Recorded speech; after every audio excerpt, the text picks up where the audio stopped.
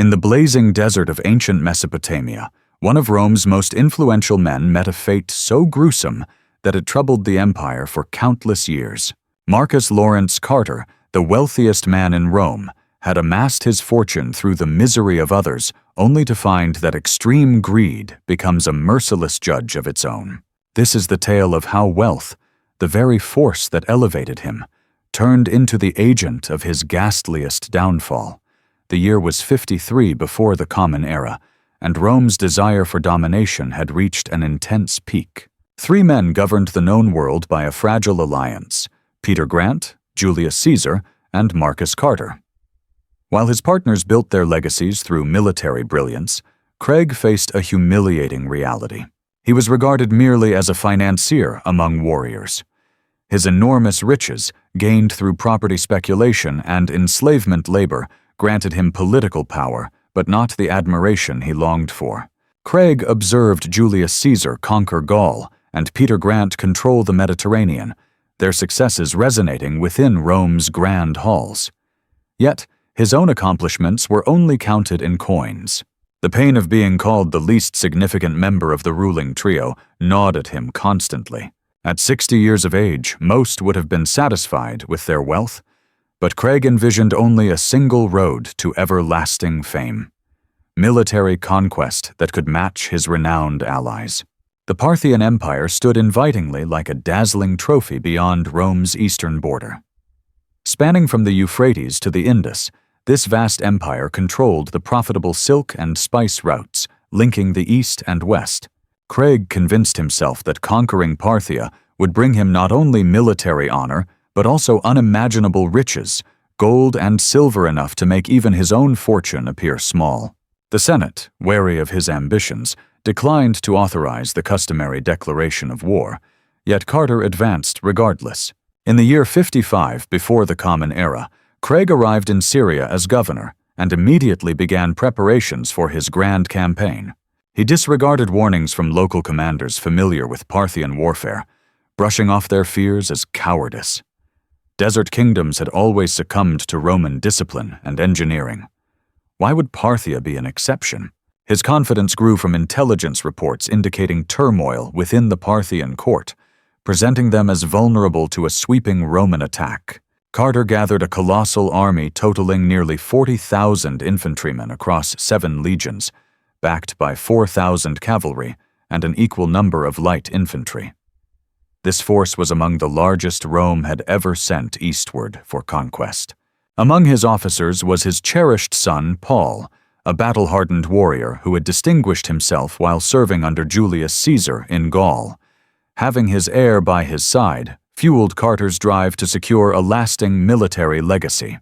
The grand campaign started in the spring of 53 before the Common Era, with Roman legions crossing the Euphrates at Zeugma.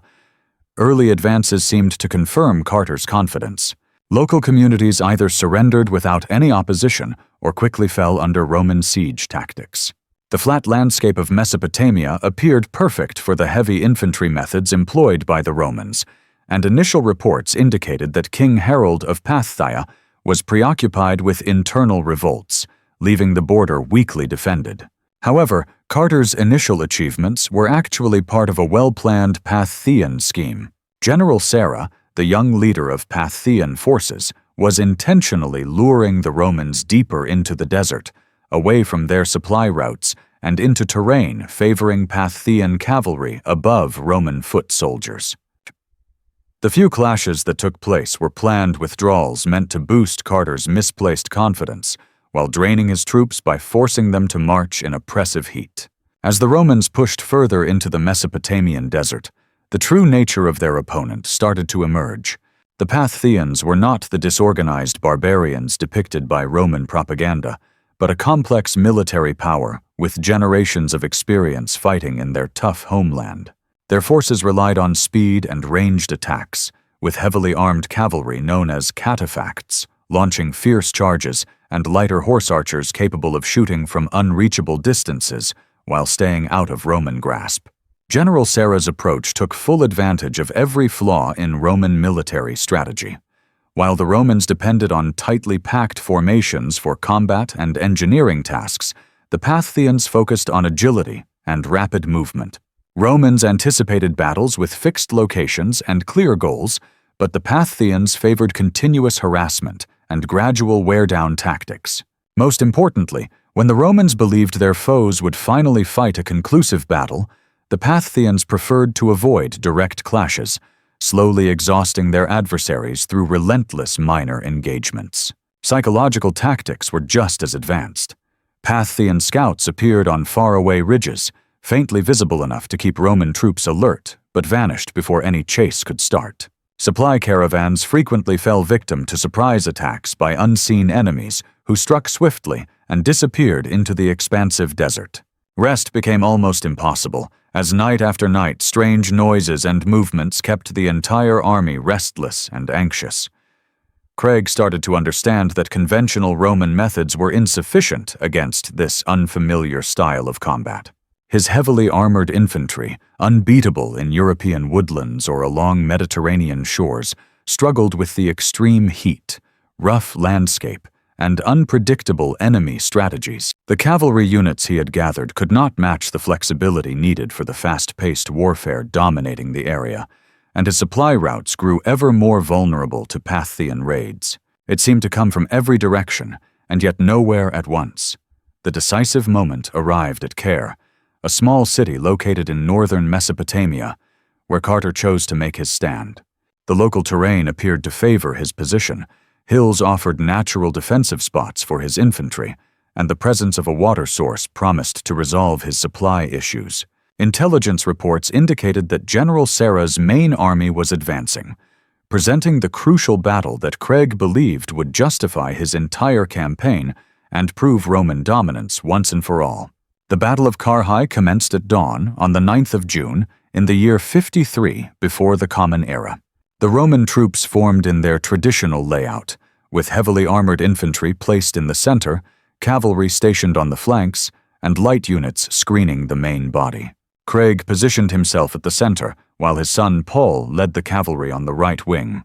The formation appeared magnificent under the morning sun, with standards shining and armor meticulously polished, showcasing what was regarded as the most elite military force of the ancient world. General Sarah's advance unveiled the true genius of Parthian military tactics. Rather than a conventional formation, the Romans faced a completely cavalry-based force, moving fluidly across the desert as a single entity.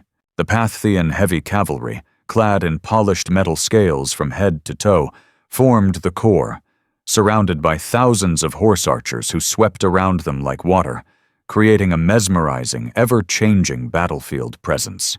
The tactical situation baffled the Roman commanders, who found themselves unable to foresee or counter the unfolding battle.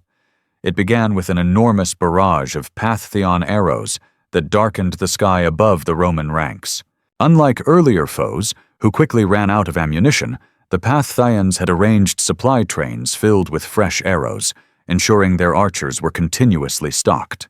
Roman shields, designed to stop spears and swords, proved ineffective against the relentless missile assault, which went on for hours without pause, steadily breaking down Roman morale and their combat effectiveness. Marcus Lawrence Carter, young and determined to prove his worth, made the critical mistake of breaking formation to launch a cavalry charge at the Parthian center. This move played perfectly into General Sarah's plan. The heavy catapults absorbed the Roman charge, while the horse archers surrounded Carter's cavalry, which was isolated from the main force and attacked from every direction.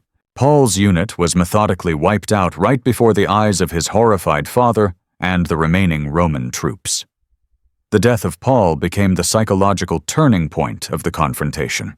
Sarah's soldiers severed the young man's head and displayed it on a spear, parading it in front of the Roman battle line as his stunned father looked on. Seeing his son's head bobbing above enemy ranks shattered whatever resolve Carter had kept during the entire campaign, even after boldly crossing the Euphrates. Several months earlier, the command had fallen into the hands of an aged and frail man who struggled to issue clear orders. Roman discipline began to crumble as the harsh truth of their predicament set in. They were trapped deep in enemy lands, encircled by foes who could strike at any moment while remaining unreachable for counterattacks. Their water reserves were dwindling rapidly, while casualties mounted faster than the medics could manage. Every effort to break free only led to heavier losses. What once seemed like an open path for conquest had turned into a relentless prison with no apparent escape. As darkness descended, Marcus Carter tried to coordinate a retreat toward the nearby city of Kara, hoping the urban environment would neutralize the Parthian cavalry's advantages. Unfortunately, the withdrawal degenerated into a disorganized flight, as exhausted Roman soldiers abandoned their gear and discipline in a desperate bid for survival. Thousands fell during the chaotic night march, while many others collapsed from sheer exhaustion and heat stroke. Left behind by comrades barely able to save themselves, the remnants of Rome's mighty eastern army staggered into Kara at dawn. Nearly half their strength had been lost in just one day of battle. Once proud legions that had crossed the Euphrates were now reduced to a desperate collection of survivors, their standards seized, their morale shattered, and their leader overwhelmed by sorrow and the weight of his defeat. Craig had claimed the decisive victory. He desired a different outcome, but the decision went completely against him. Instead of launching an immediate attack on the city, Zarina chose to show Parthian generosity by proposing negotiations. She dispatched envoys under flags of truce, suggesting a meeting between the commanders to discuss terms for the Roman withdrawal. The proposal appeared reasonable. Both sides had taken losses, and the Parthians had demonstrated the weaknesses of the Roman forces. For Carter, desperate to rescue something from the calamity, the offer brought a glimmer of hope. At least some soldiers might be saved. The meeting was scheduled on neutral ground between the opposing armies, with both leaders accompanied by small groups of officers. Craig, despite warnings from his aides who feared deceit, agreed to the talks. His desperation to end the nightmare clouded his tactical skills. He clung to the hope that an honorable resolution was still achievable, that his enormous gamble had not ended in total disaster for Rome, nor in his personal downfall. What occurred next is debated among ancient scholars, but the conclusion is unmistakable. The gathering devolved into violence as Parthian warriors overwhelmed the Roman representatives. Whether this act was a planned betrayal or a tragic misunderstanding fueled by mutual suspicion remains unclear. Carter quickly became a captive of the man who had shattered his forces and taken the life of his son. The wealthiest man in Rome was now completely at the mercy of his enemy. The mercy shown to an enemy with every reason to despise what he symbolized revealed much about the anger Parthians held toward Roman ambitions. General Sarah's treatment of her prisoner exposed the deep resentment felt. This was not simply a defeated commander to be ransomed or swiftly executed. Craig embodied everything the Parthians loathed about Roman expansion. His invasion was an unprovoked act driven solely by greed and desire for power, launched with no concern for Parthian sovereignty or the lives that would be sacrificed for his personal fame. The decision to execute Marcus Lawrence Carter in a manner fitting his character and crimes reflected both Parthian justice and their grasp of symbolic communication. In a culture valuing honor and judging a person by their deeds rather than wealth, Carter represented everything detestable about Roman ideals. His death had to deliver a strong message not only to Rome, but also to future invaders who might wrongly assume Parthian lands were easy targets. The chosen method was practical, yet profoundly meaningful. Molten gold, the element that had defined Carter's existence and fueled his ruinous invasion, became the tool of his demise. Skilled Parthian artisans melted the gold until it flowed as liquid, a substance capable of burning through flesh while carrying deep symbolism. The man who had worshipped gold above all else would truly understand its nature. Beautiful, yet lethal. Valuable, but ultimately destructive. This method of execution perfectly captured the tragic irony of his fate. The event occurred in front of an audience composed of Parthian nobles and captured Roman soldiers, turning it into both a legal proceeding and a public spectacle. Craig was forced down onto his knees while Parthian soldiers held his mouth open, stopping any final words or cries for mercy. The molten gold was carefully poured in gradually, maximizing the pain and creating a dramatic scene that would be remembered and talked about for many years. The physical torment was beyond comprehension during that ancient time. Liquid gold, heated to temperatures above 1,190 degrees Fahrenheit, burned through the mouth, the throat, and the internal organs while Carter remained fully aware. However, the symbolic significance was as crucial as the suffering itself. The man who had prized gold over human life, who had amassed his wealth by means of exploitation and violence, was now confronted with the destructive reality of gold. His devotion to riches became his damnation in the most literal sense. Eyewitnesses recounted Carter's last moments as a grotesque imitation of his life's desires. The mouth that once spoke of conquest and honor was now filled with the very metal he had relentlessly sought across lands. The throat that delivered passionate speeches on Roman destiny was burned beyond all recognition. The body that had lived in unimaginable luxury was transformed into a stark warning about the dangers of unrestrained greed and ambition. The aftermath of Carter's death sent tremors across the ancient world, reaching far beyond the immediate military defeat. Word of the execution quickly spread, leaving a lasting impact on many. Within a few weeks, the news of their arrival in Rome caused widespread alarm among the elite, who suddenly understood that their eastern borders were vulnerable. Their adversaries possessed both the means and the resolve to deliver humbling defeats to Roman forces. The long-held belief in Rome's unbeatable power, nurtured over many centuries of conquest, was irrevocably broken in the deserts of Mesopotamia. The political fallout in Rome was swift and intense.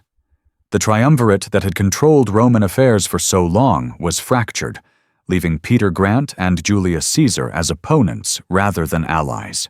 Without Marcus Lawrence Carter's wealth and sway to moderate their competing desires, the two leading figures engaged in political tactics that eventually spiraled into civil war, bringing an end to the Roman Republic.